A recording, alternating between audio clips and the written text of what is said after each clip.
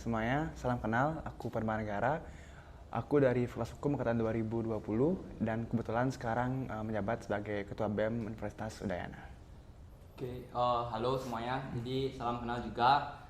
Saya Wayan Sindoyo Prasetya, bisa dipanggil Sindu, dari Prodi Farmasi, Fakultas Matematika dan Ilmu Pengetahuan Alam. Dan pada tahun ini dipercaya menjadi Ketua Badan Eksekutif Mahasiswa Fakultas MIPA. Sebenarnya kalau ngomongin tentang sebelum menjabat ya, mungkin sedikit tuh di awal aku masih udah temenan dari lama, dia teman SMA aku. Kita kebetulan satu SMA ya. Iya, betul. Dan kerennya sekarang kita di SMA bisa bareng-bareng jadi Ketua BEM Dunut. Berarti kita punya SMA kualitasnya luar biasa lah. Oke, jadi mungkin sebelumnya waktu aku SMA, aku aktif di ekstrakurikuler, itu fotografi dan juga karya ilmiah. Jadi benar-benar sangat kontras sama sekarang gitu. Sekarang kan aku di BEM, tapi memang sebelum aku jadi ketua BEM sekarang, sebelumnya itu aku jadi staff di BEM juga, di bidang minat bakat. Dan tahun kedua, itu aku juga di minat bakat, tapi jadi kepala departemennya atau menteri lah bahasa kerennya di BEM. Jadi emang perjalanannya cukup panjang ya. Itu mulanya aku aktif organisasi karena memang ketika aku SMA, aku sempat ditolak masuk OSIS dulu. Jadi aku akhirnya masuk MPK karena juga waktu itu jadi ketua kelas. Jadi akhirnya aku menjadi orang yang cukup kurang suka tuh sama organisasi yang bersifat OSIS dan sejenisnya atau pelaksana tugas. Nah akhirnya ketika aku jadi MPK itu aku mulai nih ngeliat ternyata aku punya passion tuh di bidang eksekutif itu. Aku punya passion untuk penggerak, bukan hanya untuk pengawas. Nah akhirnya ketika aku kuliah, aku tertarik lah untuk gabung BEM.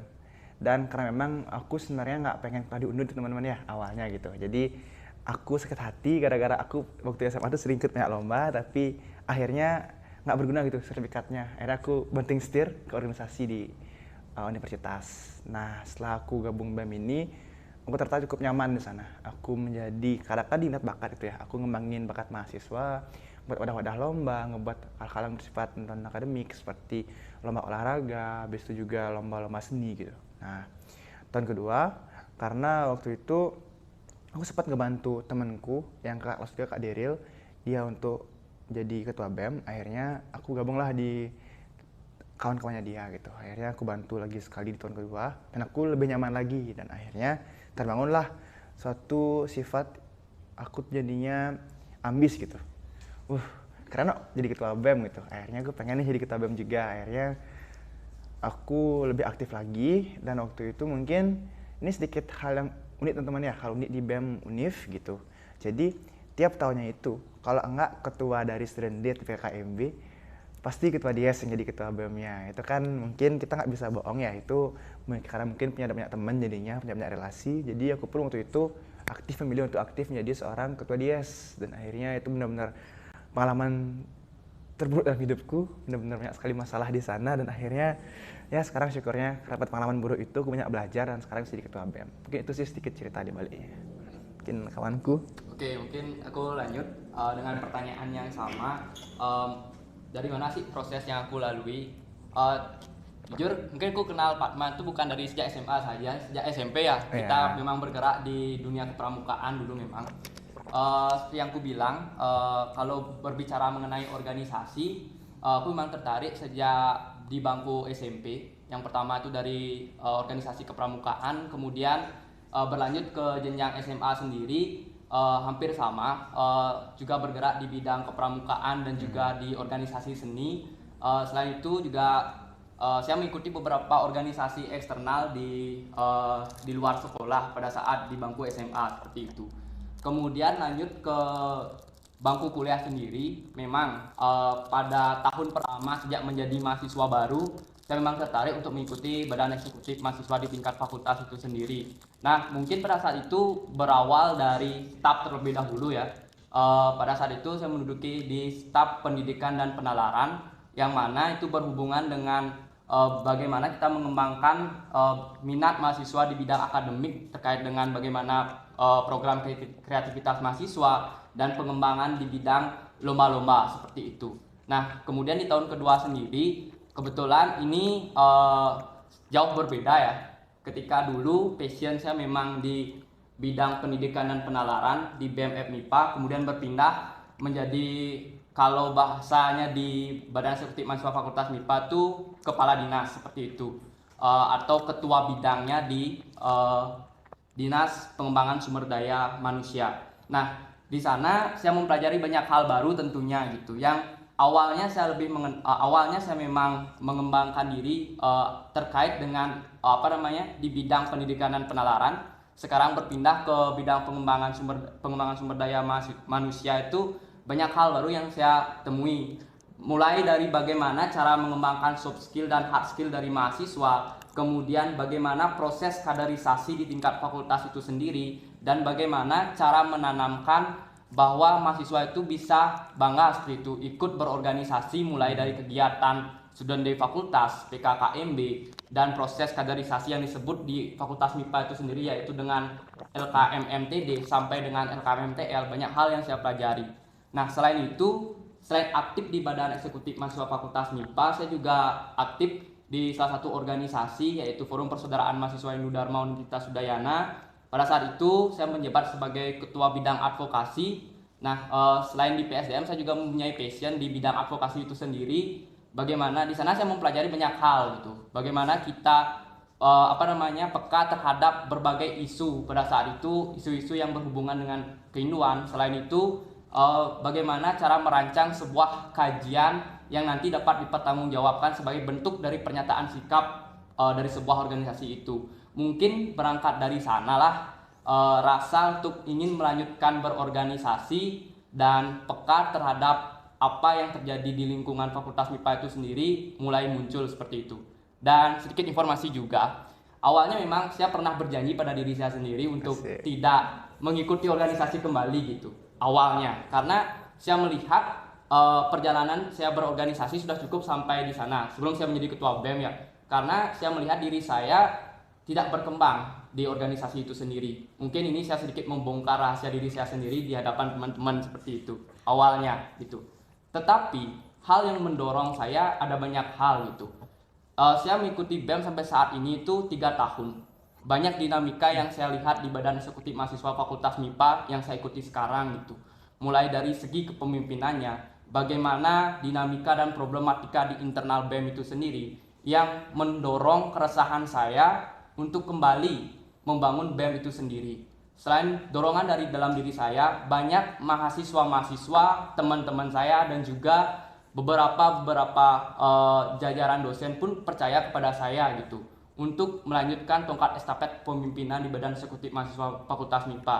Oleh karena itu, dorongan-dorongan internal dalam diri saya sendiri, dorongan dari eksternal yang membuat saya melanjutkan sampai sekarang menjadi Ketua Badan Eksekutif Mahasiswa Fakultas MIPA itu sendiri. Mungkin itu sedikit cerita ya bagaimana saya dan juga mungkin perjalanan saya berada sampai di titik ini, seperti itu. Mungkin kalau filosofis kayaknya lebih baik ini duluan deh. Oke, mungkin dari duluan ya. Terkait dengan definisi seorang pemimpin ya. Seorang pemimpin bagi saya pribadi adalah seorang yang bisa menggerakkan sekelompok orang yang berada di sekitarnya seperti itu. Dan seorang pemimpin pun harus bisa menjadi seorang inisiator dalam menggerakkan tujuan-tujuan dari organisasi itu sendiri. Banyak hal yang saya lihat tipe-tipe kepemimpinan selama saya mengikuti organisasi, mulai dari kepemimpinan. Setiap orang memiliki passion dan gaya yang sendiri dalam memimpin, memang saya lihat. Tetapi dalam diri saya berusaha juga untuk mencapai suatu titik yang disebut dengan pemimpin yang ideal gitu.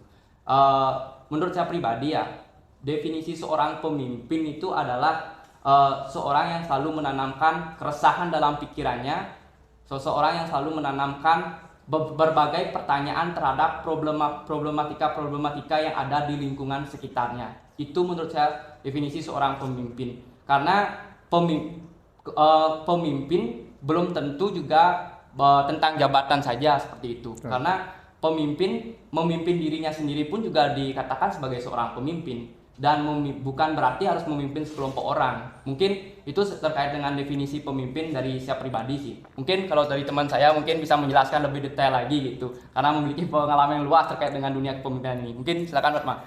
Yes, kalau ngomongin pemimpin ya, sebenarnya saya sih ngeliatnya pemimpin itu adalah seorang penggerak ya. Nah, kenapa penggerak? Karena di sini kita berbicara perspektif bahwa pemimpin itu bukanlah suatu jabatan. Benar yang pernah oleh kawan saya Sindu, karena memang Sindu ini orangnya filosofis sekali teman-teman ya, makanya dia saya sudah duluan tadi. Jadi pemimpin itu menurut saya adalah seorang yang dapat menggerakkan suatu kelompok atau bahkan ribuan orang. Kenapa? Karena kita mengenal seorang pemimpin sebagai seorang sosok. Sosok yang menggerakkan suatu kegiatan ataupun suatu wadah. Karena kita sendiri melihat ketika seorang pemimpin mampu bergerak, itu akan aktif tempat dia bergeraknya. Tapi ketika dia pasif, ya akan diam. Kecuali memang akhirnya ada orang lain yang sadar. Sehingga sekali lagi, pemimpin bukanlah jabatan. Karena bisa jadi seseorang yang bukan seorang ketua atau bukan seorang wakil yang menggerakkan. Saya sendiri melihatnya dalam lagi seperti yang dikatakan oleh Bapak pendidikan kita, Ki Dewantara. Itu ada 3 jenis orang pemimpin teman-teman ya. Kalau saya sendiri sih, orangnya lebih prefer ke Ing Madio Mangunkarso. Karena seorang pemimpin menurut saya adalah orang yang menggerakkan dari tengah-tengah. Kenapa? Ya kita harus fleksibel sebagai seorang pemimpin. Tidak boleh selalu di depan menjadi orang yang dilihat sebagai seorang sosok, tapi juga kita harus ada di belakang untuk mendorong. Karena kita bicara contohnya di Udayana. Udayana ini sendiri bukanlah kampus terbesar di Indonesia, bukanlah kampus yang paling hebat di Bali, dan kita pun memiliki mahasiswa yang memang sangat banyak gitu. Tetapi pada nyatanya tingkat kepedulian mereka, tingkat kepekaan mahasiswa ini sangat kurang di Udayana. Sehingga kita tidak bisa memukul rata seperti univ-univ di luar sana yang jadi seorang ketua BEM itu benar dipandang sebagai sosok yang hebat gitu. Kita harus bicara di sini sebagai seorang pemimpin yang dapat merangkul juga. Karena tanpa kita sadari sekarang anak-anak di Udayana ini sudah mulai berkembang, sudah mulai meningkat tingkat kepekaannya. Tetapi dengan seorang pemimpin yang kurang dapat merangkul ataupun kurang dapat menggerakkan, tentunya ini akan turun lagi. Karena kita melihat sekarang citra BEM pun teman-teman ya, itu kan banyak orang yang memandang BEM itu organisasi yang udah mulai kuno sekarang gitu. Dan bahkan di masyarakat pun BEM itu dikenal dengan tukang-tukang demo. Jadi kalau kita melihat seorang pemimpin, khususnya seorang ketua BEM gitu, kita harus melihat perspektif dia dapat merangkul dan dapat menggerakkan. Dan jangan lupa juga, pemimpin itu bukan hanya seorang ketua saja. Ketua-ketua bidang pun sama memimpin teman-teman. Dan bahkan setiap individu di tempat tersebut dan juga masing-masing tetap dirinya sendiri. Jadi seorang pemimpin adalah penggerak. Mungkin dari saya itu aja sih, simple. Penggerak ya bahasa kasarnya.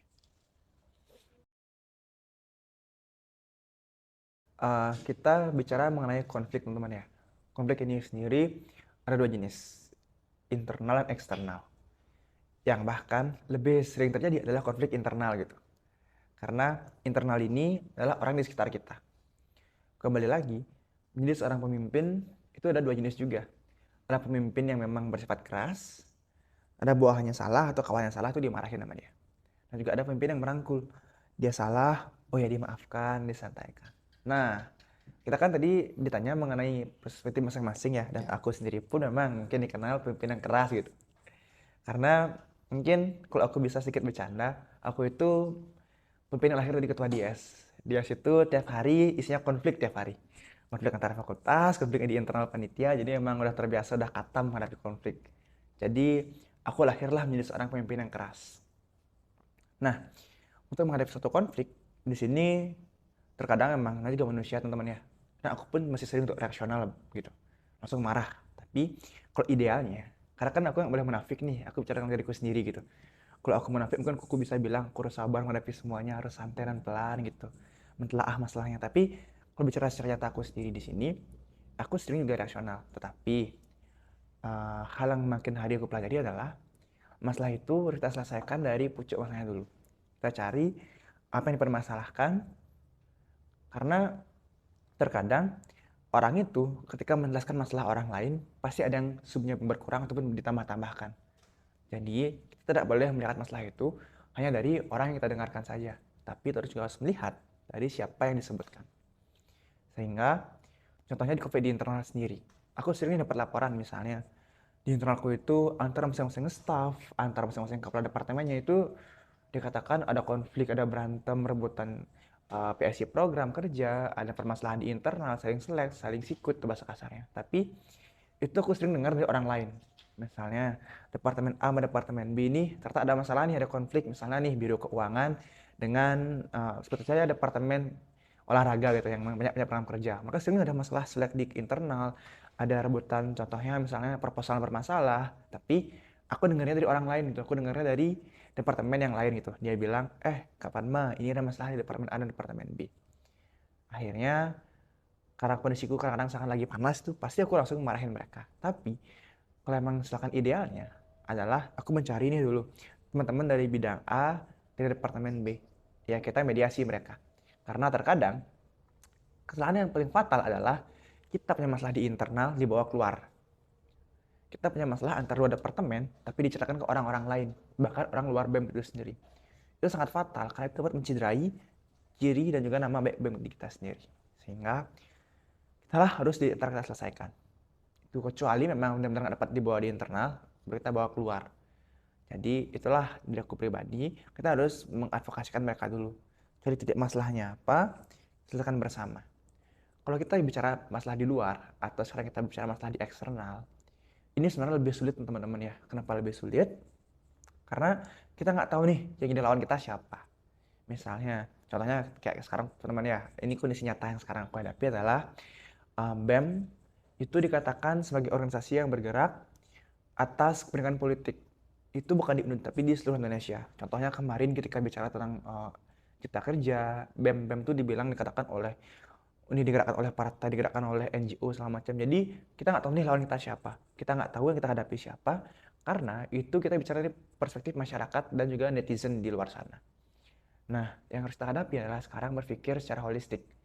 Bagaimana kita memperbaiki citra kita dan memperbaiki sub masalahnya di mana. Kalau tadi kan kita gampang nih nyari, oh tadi masalahnya di internal tuh antara departemen A dan biro A. Jadi kan gampang tuh nyari, oh ini orang-orangnya.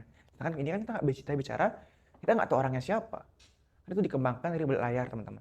Sehingga yang paling mudah adalah mencari titik tengah, melakukan pembenaran. Bukan pembenaran diri, tapi mencari apa sih solusinya. Contoh, kita dikaitkan dengan yang namanya digerakkan oleh orang luar. BEM dikatakan ada digerakkan oleh orang lain, ada titipan ataupun ada yang namanya ditunggangi. Ya kita jelaskan, kita bergerak karena apa. Intinya benar yang tadi Susindu sempat bilang adalah seorang pemimpin harus mempertanggungjawabkan apa yang dia katakan. Jadi kita jangan sampai terlalu fokus pada substansialnya. Dalam tanda kutip, contoh kita sekarang ngomongin SPI di Udayana. Kita fokus SPI-nya aja gitu. Tapi kita melupakan hal-hal yang bisa digaungkan oleh orang lain. Contohnya kita BEM ngomongin SPI ke rektorat, dikatakan oh ini BEM digaungkan oleh orang lain. Jadi cara itu beda untuk menyelesaikannya. Kalau tadi di internal mencari orangnya, kalau ini kita lebih ke memperbaiki citra kita, memperbaiki substansialnya, apa yang kita gerakkan, kita jelaskan. Oh, kita memang BEM ini SPI lahir dari mahasiswa gerakannya, memang pure untuk mahasiswa itu.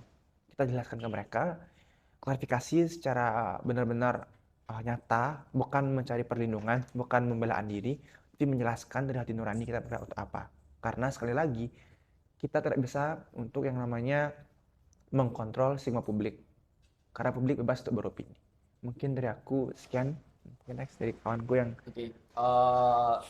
sudah dijelaskan juga banyak oleh dari Fatma ya selaku Presma dari BMPM. Nah, dari saya pribadi sih nggak jauh berbeda dengan apa yang dijelaskan oleh Fatma. Tentunya sebagai seorang pemimpin di sebuah organisasi kita memiliki kasus yang sama seperti itu, bagaimana cara menangani sebuah konflik. Tadi mungkin Fatma menjelaskan pembagian atau jenis konflik itu berdasarkan posisi di mana konflik itu terjadi, yaitu di internal dan eksternal. Kalau dari saya pribadi, perspektif saya adalah mengenai konteks dari konflik itu seperti apa gitu dalam menangani konflik. Akan timbul sebuah pertanyaan, apakah konflik itu buruk? Belum tentu juga gitu. Sekarang kita lihat, karena menurut saya pribadi ya konflik itu juga dibagi menjadi dua, yaitu konflik yang bersifat substansial atau konflik yang cenderung bersifat emosional seperti itu.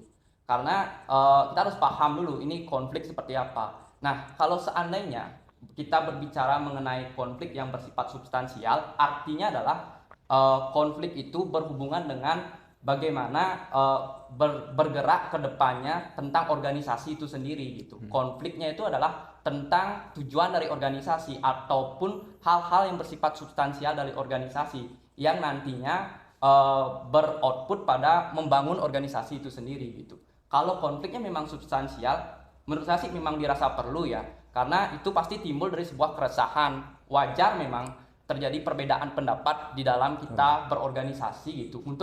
Karena kalau seandainya tidak ada perbedaan pendapat di dalam organisasi, menurut saya itu bukan sebuah organisasi gitu.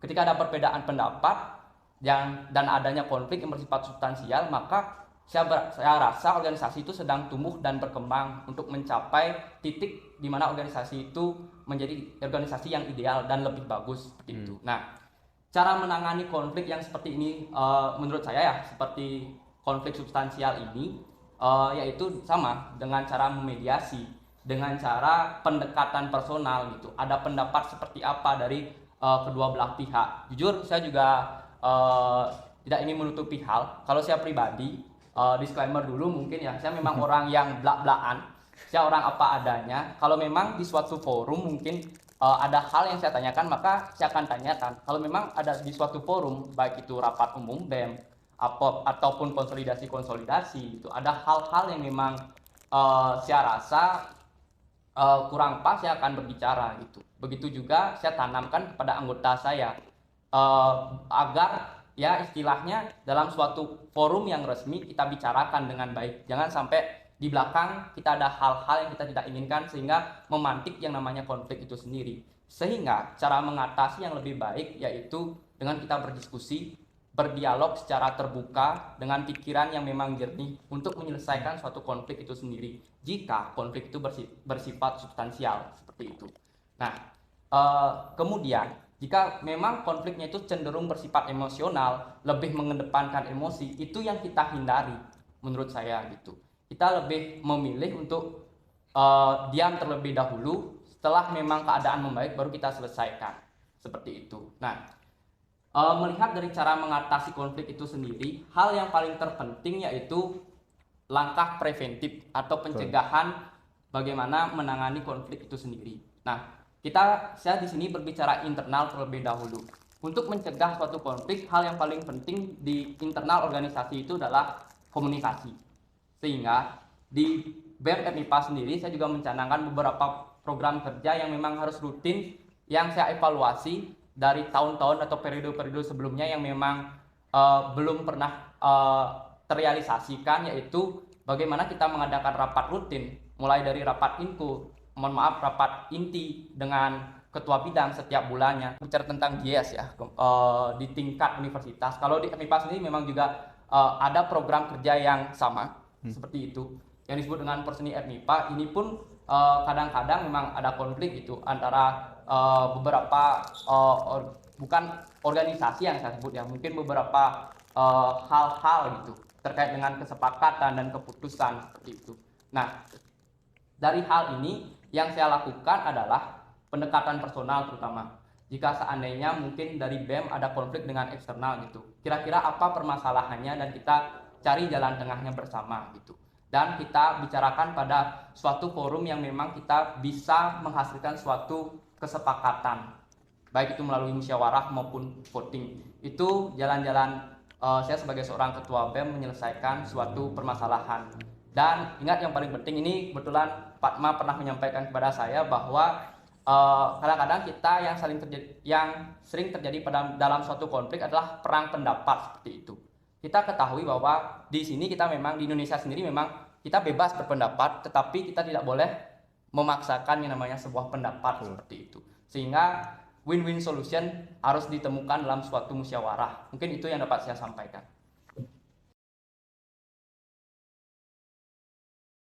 Oke, mungkin mohon izin ya dari saya terlebih dahulu ya. Pemimpin yang ideal gitu. Mungkin kalau dikatakan yang pertama, apakah saya sendiri sudah ideal menjadi seorang pemimpin?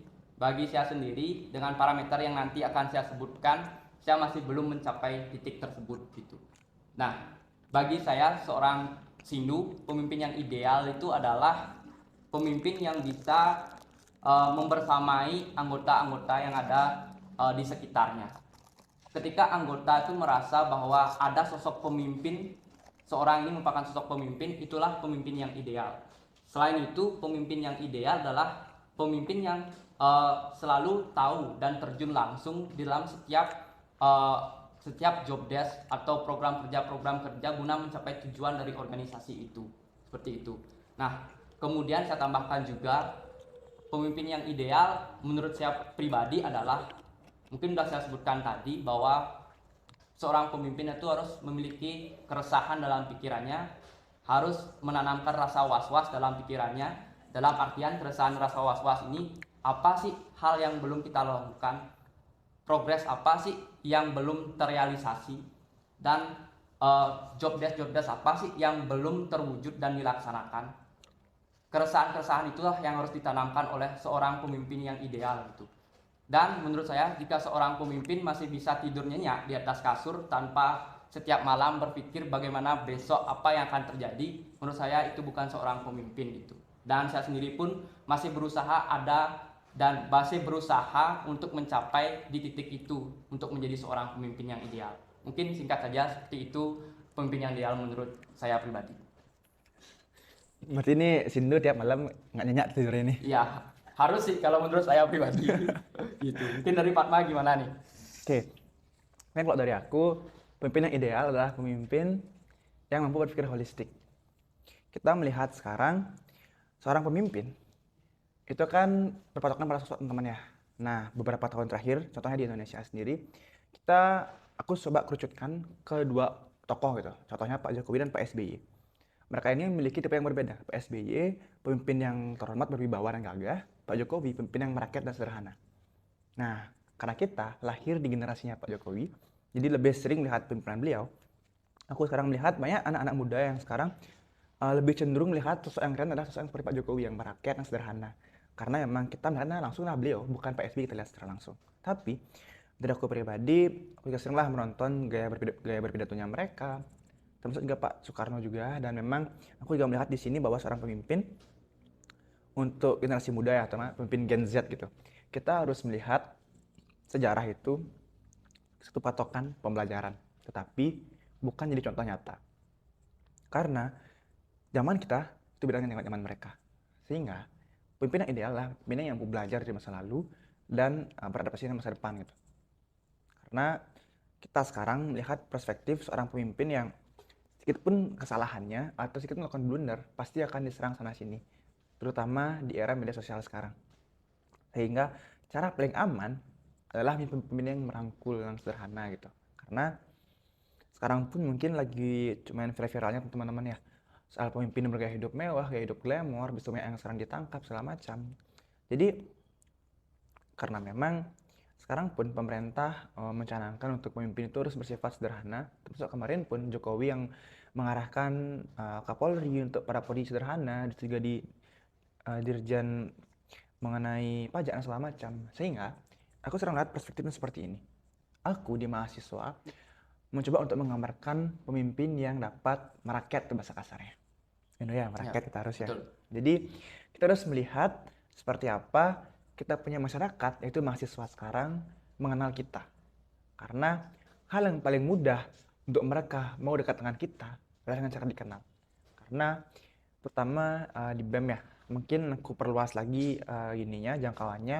Kita anggap masing-masing staff kita pun adalah seorang pemimpin gitu. Ketika mereka kita tanamkan menjadi seorang yang keras dan menjadi seseorang yang eksklusif, tentunya itu tidak akan dapat merangkul mahasiswa. Kalau kita ke mereka tanamkan menjadi orang yang inklusif, silakan ke kelas membaur, di kelas jangan pernah membawa kamu adalah anak BEM, jangan pernah membawa kamu adalah orang yang keren. Kita tanamkan bahwa BEM ini hal yang biasa aja teman-teman. Kita tanamkan menjadi seorang anggota BEM adalah hal yang kecil, hal yang biasa aja, sehingga mereka pun tidak pernah berpandangan bahwa BEM itu adalah hal yang sangat tinggi. Sehingga mereka pun dapat mampu merakyat, dan jadinya kawan-kawan kelas mereka pun tahu kalau emang ada masalah melapor kemana, itu bahasa simpelnya. Jadi kita harus menjadi seorang pemimpin yang dapat merakyat, merangkul, dan juga mendengar aspirasi mahasiswa. Tetapi di luar itu memang terkadang kita kita harus fleksibel.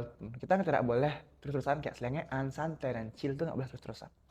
Dalam forum-forum formal, dalam forum-forum resmi, tetap kita harus membawa kita punya wibawa gitu. Tapi memang kalau bicara ideal, aku sendiri pun ternyata masih selengean, temanku masih orangnya terlalu santai, terlalu chill, dan bahkan di forum-forum resmi pun aku sering bercanda gitu. Jadi itu nggak boleh ditiru, cuma jadi sedikit ketidakmenafikan aja. Jadi aku orangnya memang seperti itu. Tetapi emang aku sekarang pun lagi belajar. Seperti di sini bilang, memang kita belum bisa mengatakan kita ideal. Kita harus mencapai titik itu, teman-teman. Karena sekarang pun aku lagi berusaha mencapai pemimpin yang fleksibel. Kapan harus merakyat, kapan harus kita yang namanya berwibawa. Contoh nyata, masa sekarang dalam kita sambutan kita kan santai gitu. Masa dalam sambutan yang acara formal, misalkan dalam dias, dalam sudah di kita malah sekarang selengean kan nggak lucu gitu. Karena seorang contohnya dalam studi itu PKMB itu, maba pasti butuh pemimpin yang keren, terlihat gagah. Karena kita dari BEM butuh SDM di tahun depan. Kita butuh SDM untuk untuk melanjutkan kita. Jadi kalau kita lihat seperti orang yang santai dan chill, pastinya mereka kayak apa sih, kakaknya terlalu santai gitu. Jadi sekali lagi fleksibel, tahu kapan harus bersifat kita berwibawa dan tegas, kapan harus merakyat. Tapi dalam sehari-hari, menurutku pribadi, kita harus ideal dengan cara merakyat. Karena kita adalah pejabat mahasiswa, bukanlah pejabat yang dapat tunjangan segala macam. Kita memang syukurnya kepilih jadi ketua BEM aja. Di luar itu kita masih masa biasa, kita masih kuliah biasa, kita kelas biasa, dan kita pun jadi anggota kelompok seperti itu.